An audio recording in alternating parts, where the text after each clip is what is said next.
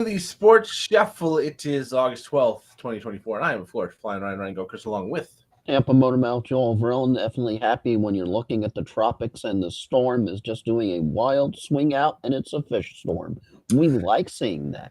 Fish storms are good storms. So hopefully that's a trend that keeps going for anybody who lives on the East Coast of the U.S. Oh, yes. Um, You always tend to get a little bit anxious when you get to the eyes. Oh, yeah, yeah. that's been a little bit of a headache lately. But we're going to talk about the NFC today.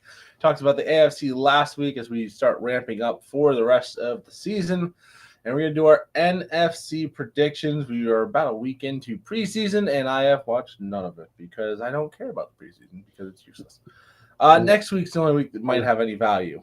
I saw some of the highlights that somebody ended up putting up on YouTube from the Bucks squeak win against the Bengals. But once again, it's the opposite. It's preseason, so nobody really cares, and it really doesn't count. Yeah, it's preseason football or Olympic breakdancing. So, I mean, make your choice. Yeah. You have Olympic breakdancing. People are getting medals for table tennis. Well, that's been around for a long time. And, I mean, if you watch an Olympic table tennis match, it does look like a sport. You watch, two 11-year-olds do it, and they just look like they're idiots. But, yeah, it's... I think I saw the breakdancing clip. You're just going, okie dokie. Yeah, that's not an Olympic event. Anywho, flag football in 2028. Yeah, the Olympic Games are over, and we're like, okay, yeah. So on to the next thing.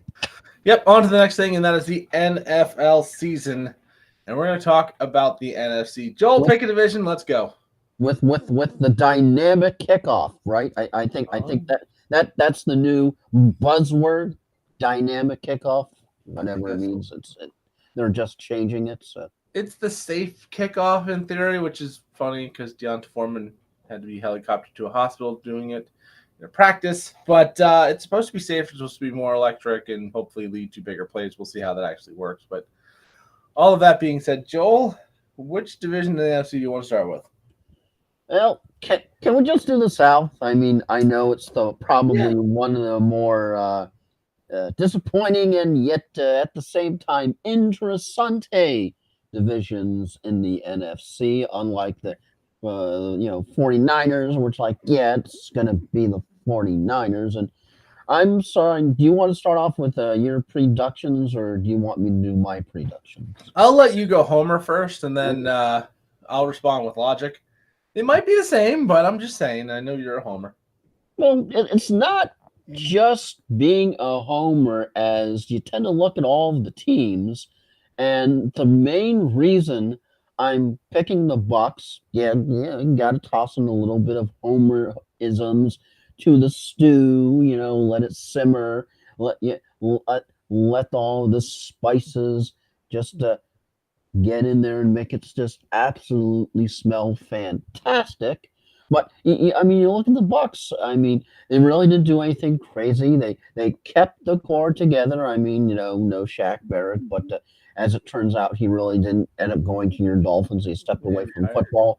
You really can't blame him with the utterly tragic offseason that he's had with what happened to his young girl, just unbelievably so. You can't hold anything against somebody who you have all that.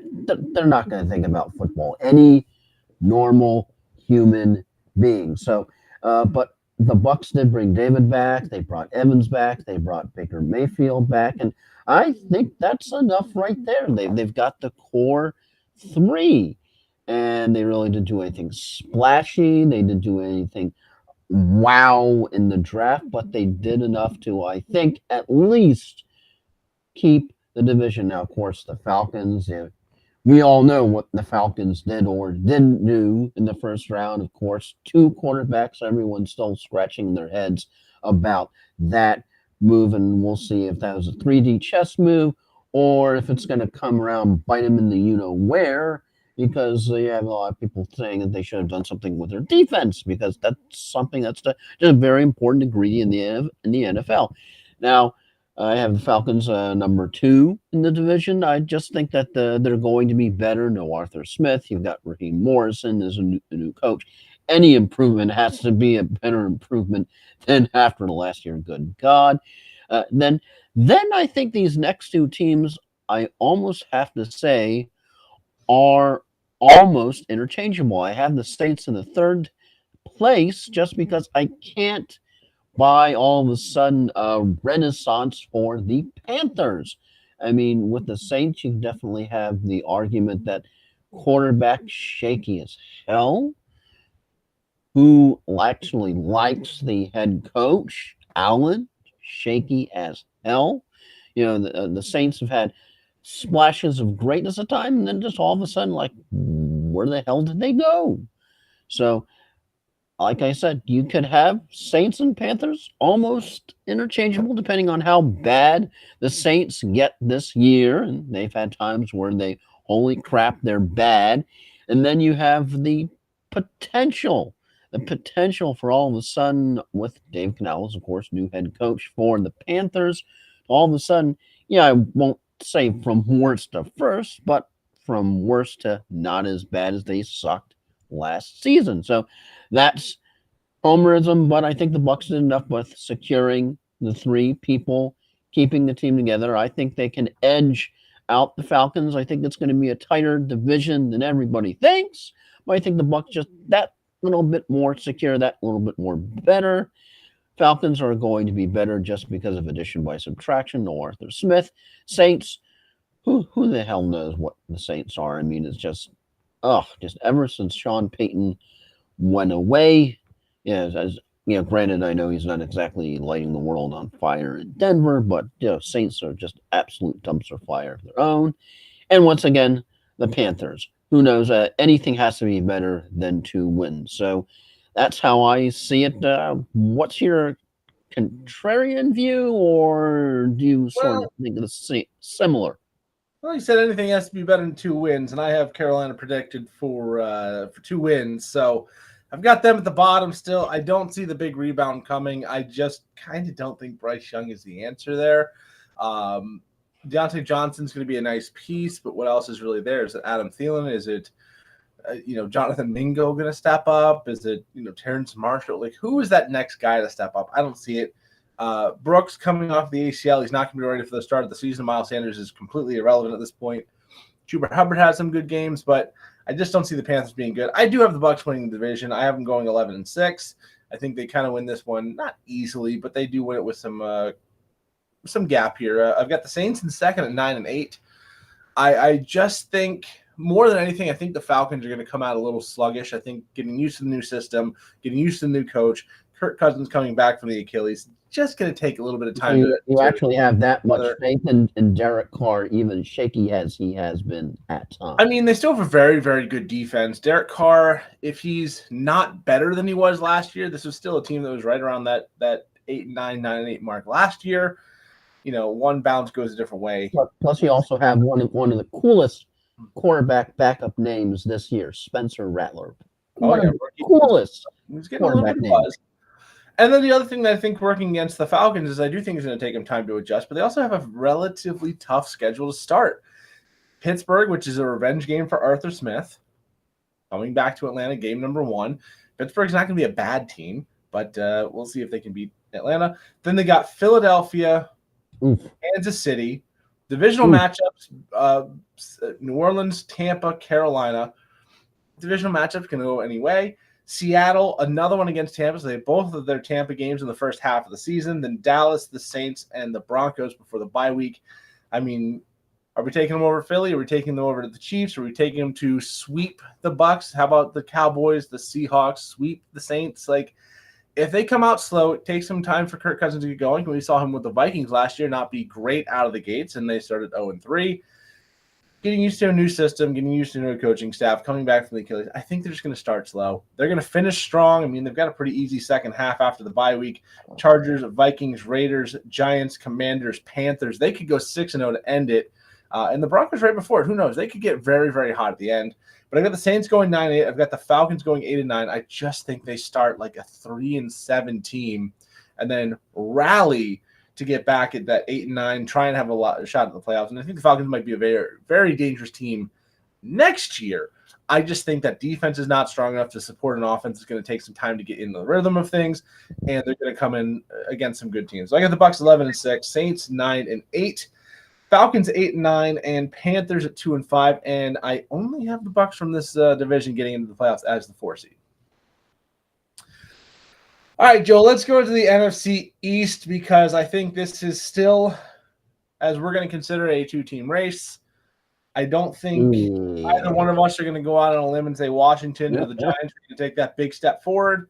Hey, they just have to have their stadiums stop being smelling. Yeah, the big question in this division right now has to be with the Cowboys and CeeDee Lamb. He's not in camp. He's refusing to come in. And Jerry Jones says getting a new contract is not something he feels pressured to do. And you got to CeeDee Lamb once again retweeting the whole clip and just going, LOL. I mean, it's not a good look for your best player to be on the sidelines. If I'm Dak Prescott, I'm ticked off because he wants a paycheck too. Plus, you had Prescott in the boot. It was in the boot. You had some pictures before the preseason started. I mean, the preseason, you've got people, if you get a little nick, you just say, hey, this will help you a little quicker. So, Joel, go ahead and tell me how you see the NFC East working itself out. Yeah, and the other thing for the Cowboys, because I was watching videos and stuff, is that they have enough problems already with CeeDee Lamb, most public, with the potential, and you have all the crazy quarterback contracts going out. So Dak Prescott has to be rubbing his hands together, going, "Show me the money time." And they just better hope that.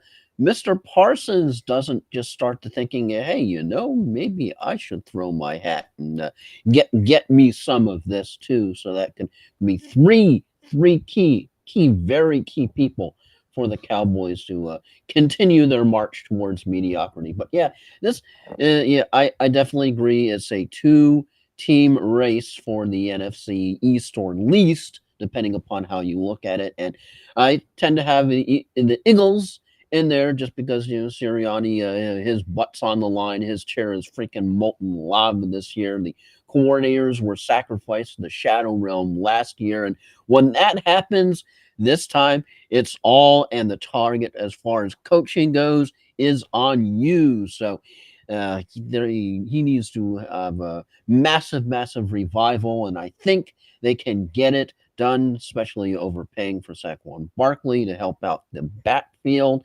And the Eagles are just on a mission, and I think they get it done. Cowboys will once again be second, just utterly just mired in mediocrity. As I just have a thought on that. I'll save to my final thoughts. But yeah, and then you've got I think you just have the Commanders because, they suck less than the final team in last place. And I don't know how New York recovers from this year. That was just abysmal when you have, Tommy Cutlets as your starting quarterback. So that's just not much of a competition in this division. As Eagles are going to ascend once again to their rightful place. Dallas Cowboys once again behind the Eagles. Then you have the Commanders. Then you have the Dwarves.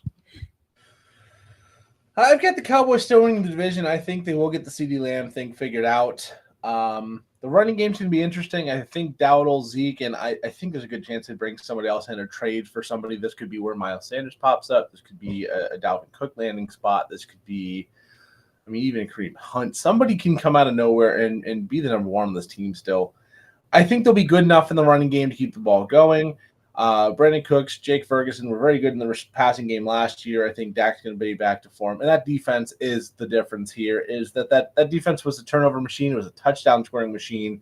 And we saw them just dominate some teams. When it comes to Philadelphia, they have a new offensive and new defensive coordinator. They did lose Jason Kelsey, the center of that offensive line. I think that's going to affect things early on. And Saquon Barkley, is he going to be as valuable for the Eagles as he had to be for the Giants? That I don't know. You've got Devonta Smith. You've got A.J. Brown. You've got Goddard. You've got these other weapons out there. we'll see how that tush-push works. I think that offensive line, at least early on, is going to take a step back as they get used to the loss of Kelsey. But I got the Cowboys at 12-5, and I've got the Eagles at 10-7, both making the playoffs as the 3 and 6 seed respectively. Both winning every game in the division except for the road game against each other. That also means Eagles-Cowboys first round of the playoffs, which means congratulations, Philly, you're going to the second round. In third, I got the Commanders at 5-12. I do believe Jaden Daniels is going to be a very good quarterback for the Commanders. I think it's going to take some time. They still have some problems on the defense and problems on that offensive line. They're going to take some time to work out. And then I've got the Giants at 3-14. Daniel Jones coming back from the ACL. I don't think he's the big problem with his offense, but your number one running back is Devin Singletary. How much do you think that Giants front office regrets that Jones contract? I would think immensely. $40 million. I mean, you look at what Tua got, and he's at $53 million a year. And he's at least gotten the team to the playoffs consistently. He's been one of the passing leaders every season. And people go, wow, that's too much. Daniel Jones has done next to nothing other than that one good season a couple years back where they got in the playoffs and they got smoked. But I just think that, if Malik Neighbors is as good as you hope he is, you have one viable pass catcher on that team.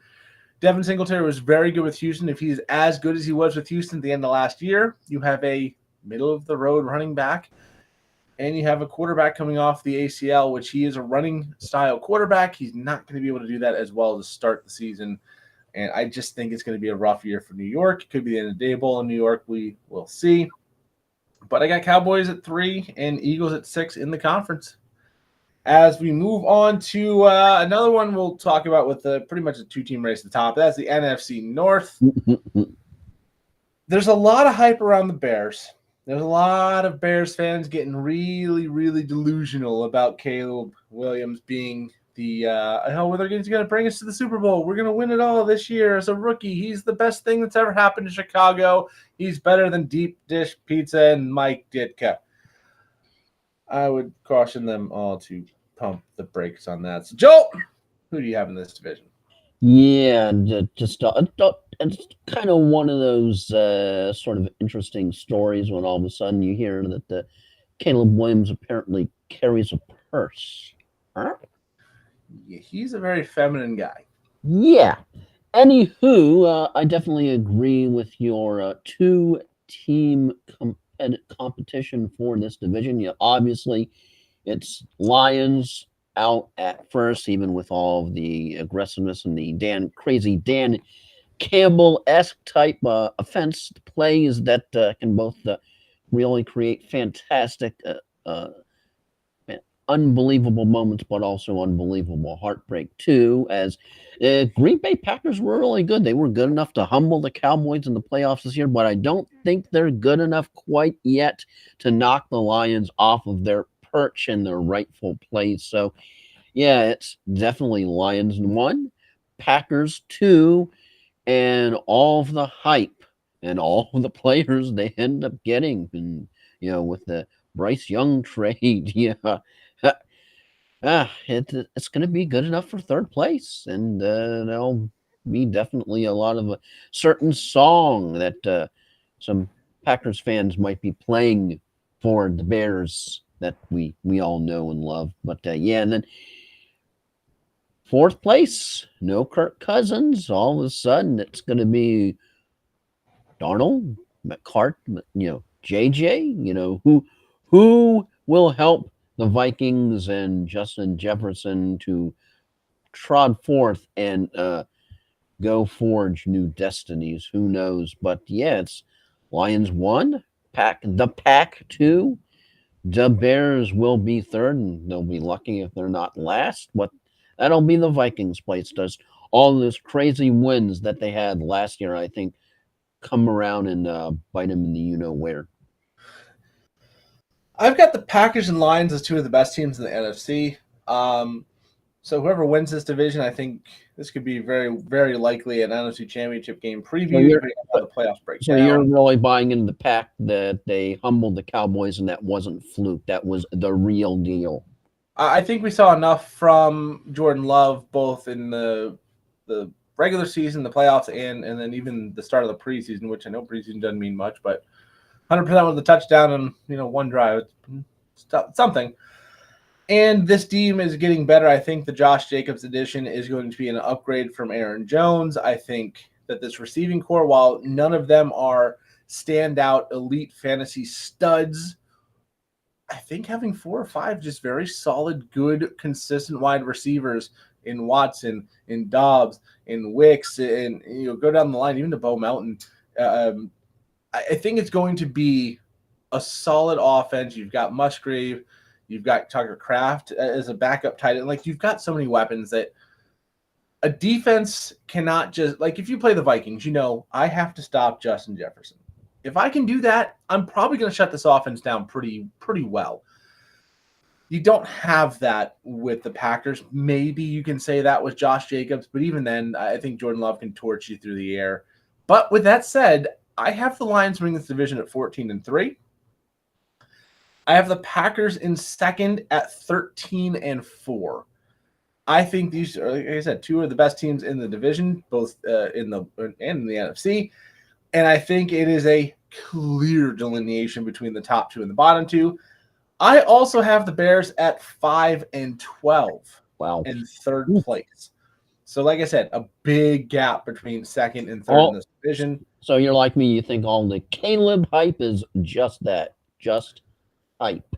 I mean, if you look at their schedule, they play the Texans early, they play the Colts, they play the Rams, Jaguars on a slouch, Cardinals, which we'll get to in a little bit, Packers twice, Lions twice, San Francisco.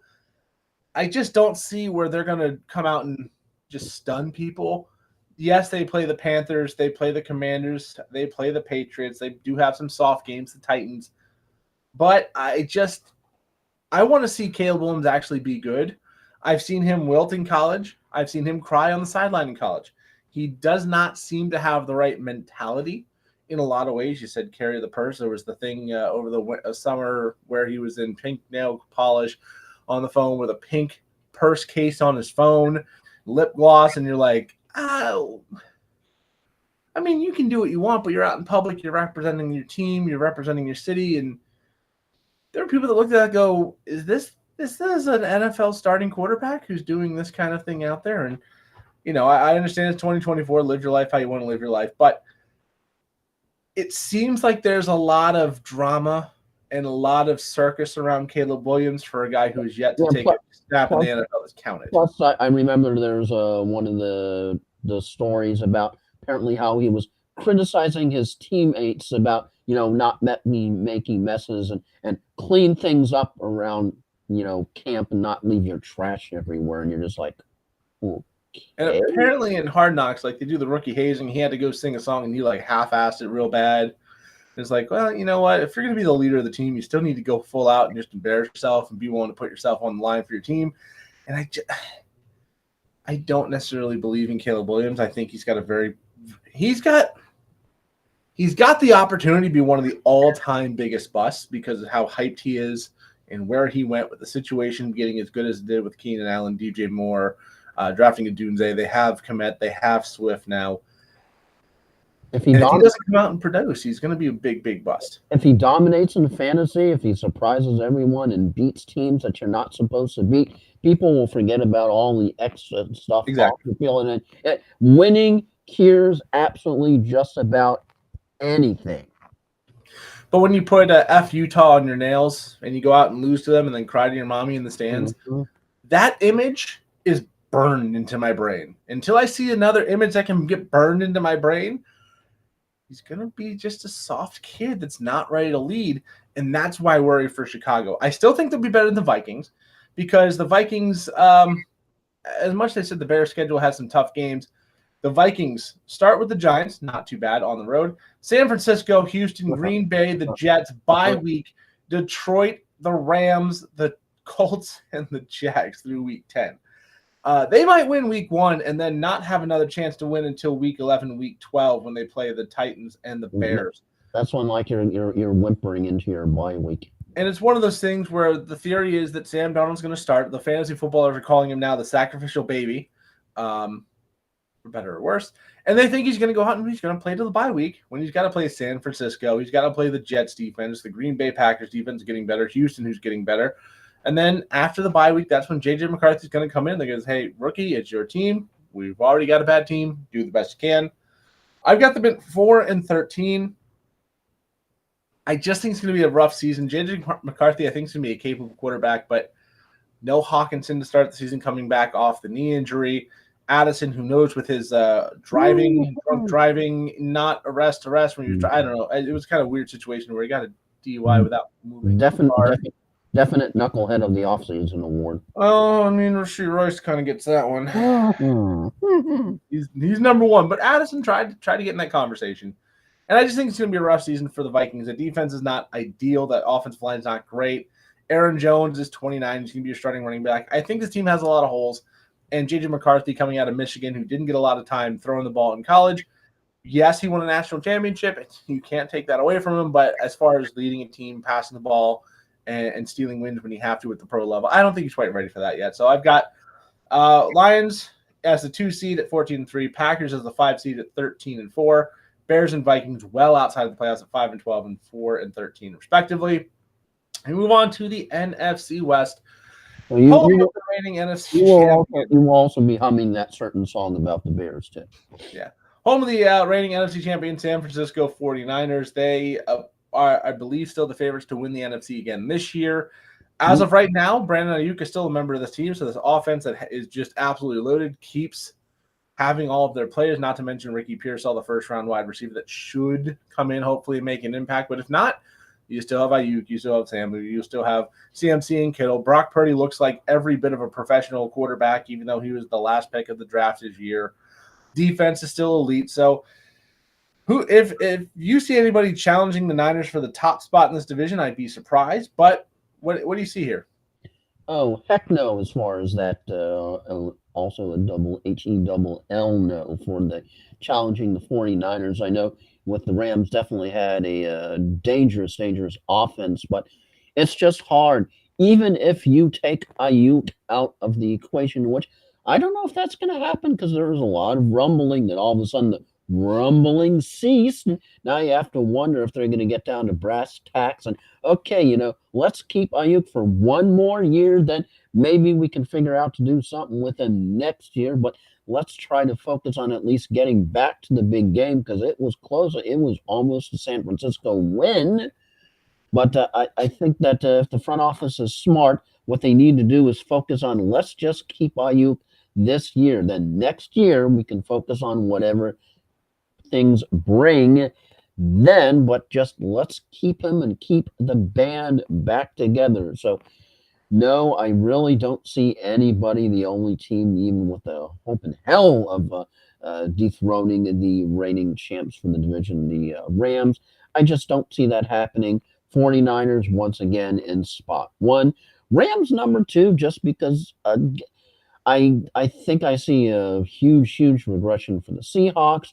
Then you have the Cardinals in at number 3, just because you have Harrison Jr. Really, I think is going to light some serious fire into that offense. Kyler Murray is back from injury, and it helps to have a team that is not hobbling around. Plus, you have the fresh blood injection, and I think that really helps them. And I just, you already have the Geno Smith injury worries early on. I know they have all the superstars like JSN and so on and so forth. But I just see the Seattle Seahawks having a humongous regression all the way to 4th place. So where I'm looking at this division, San Francisco still reign. Hard to have any other debate. Rams number 2. Cardinals surprise everyone number 3. And Seahawks a different kind of surprise, and they're dead last. I also have the Niners at 1. I've got them at 14-3, the top seed in the conference. I think they kind of run away and roll this division. I've got the Cardinals 2nd. Remember a few years ago, the Cardinals started 7-0. This team is not that drastically different from that point. Kyler Murray came back last year off the ACL, and they were 3-4 with him in that time frame. Now they've got Marvin Harrison Jr. They've got Trey Benson to back up James Conner if and when he gets injured. I think that defense continues to take a step forward. This is a team. So you think they're going to even be more dangerous than I do? I do. I think this is a team that's going to be the most surprising in football this year.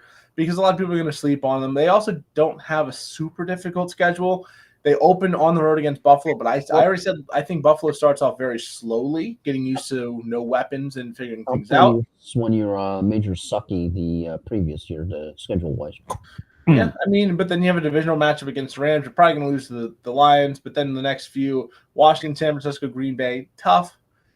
Chargers, but then Dolphins, then Bears, Jets, who I don't think is going to be very good. Seahawks, Vikings, Seahawks, Patriots, Panthers. That could be 5 straight that really separates, and then Rams at home against the Niners to start end the season.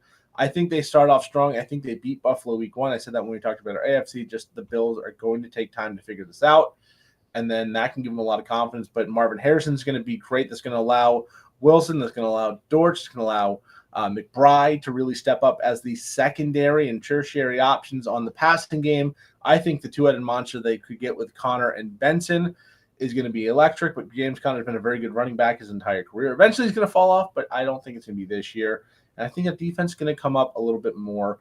I've got the Seahawks in a tie with the Cardinals, but losing on the tiebreaker at 10-7. Also, I think this offense is just – they're going to figure something out. I think the new head coach bringing the Washington system over is going to help this offense be better. The defense is not in bad shape.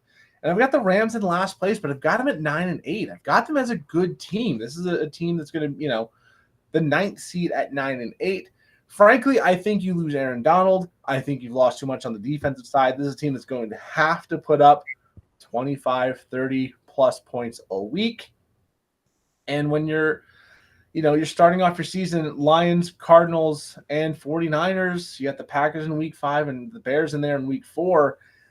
If the Cardinals are good, I think they could start 1-4 very, very easily and then be playing catch up the rest of the way. They do have some easier matchups. It just something tells me that the Rams are going to be one of those good teams, but if they can't put up 30 most weeks, they're going to struggle. That defense is just not going to be up to par. You can't replace Aaron Donald. You already lost Jalen Ramsey last offseason. That defense was a little rough.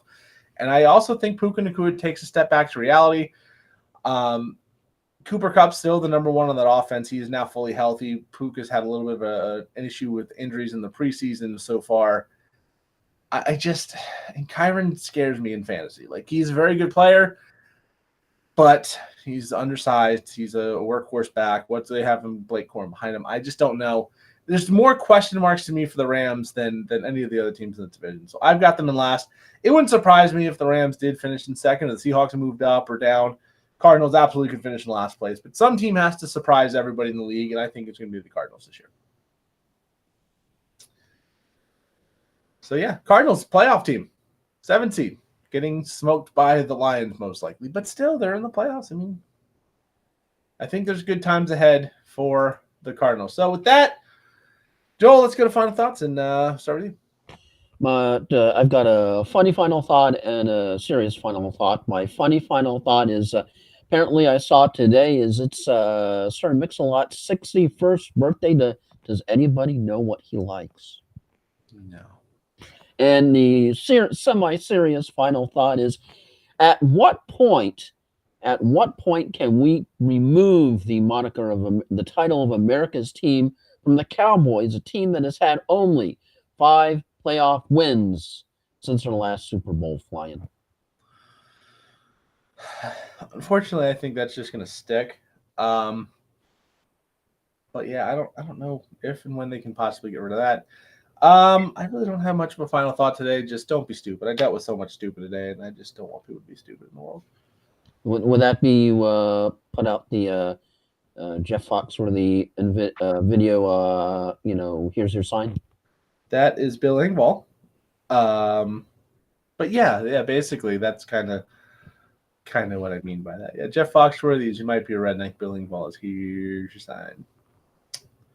But anyways, Bill Engvall actually recently retired from performing. I think in the last year, so no more here's your sign coming in the future. Anyways, that's your time. NFC preview is done. We will go through playoff predictions at some point before the season starts. Make our Super Bowl picks, which mine is going to be playoffs identical to what I had last year. I didn't know that, but if you don't remember what it was last year, you'll have to wait and find out. Probably going to do at least one more show this week, and the next week's going to be very, very hectic. Might do 2. I'd like to get a mock draft in this week, And then next week's going to be breakdown of positions and mock drafts and real drafts and getting ready for the start of the fantasy season. We are 10 days away from our first draft, which is our Yahoo 10-team Sports Shuffle Fans League. And then the next day is the 16-team behemoth draft that takes forever. So it's finally fantasy season. Sleeper doesn't have a thing that like Yahoo does. No, they have like a robotic noise. When Sleeper like sponsored part of the fantasy football, it was like sponsored by Sleeper. I'm like, oh, that's not right. Oh, the Yahoo one seems to be more in your subconscious. Yeah. Anyways, that is our time, and I have been flying Ryan Gilchrist along with Tampa Motormouth Joel Overall. And with that, we will be back possibly Wednesday and Friday if we can get a mock draft. We're going to see if Zach can get involved. He was our participant in some of these mock drafts last season and the guy who won our 16-team league. So he already mentioned trying to get on if we can get him together for a 3-way mock draft or maybe a little. We'll see what we can do. We will figure it out. But with that, we go.